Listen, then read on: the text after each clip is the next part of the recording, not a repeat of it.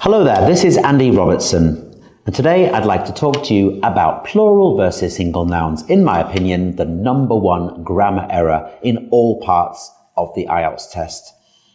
The simple rule is this: if a noun is singular, only one, just write the noun, the vocab as you know it. If it is more than one, you should add S or ES. In the speaking test, that means you must pronounce the ending S sound clearly for the examiner.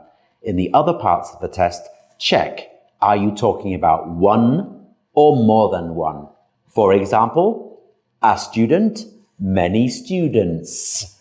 If you can follow this rule and check your work carefully, particularly in the writing, listening and reading test, make sure that your plural nouns have an ending S or ES.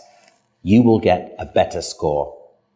That's all for now. Follow us to personalize your journey with IELTS experts. Thank you.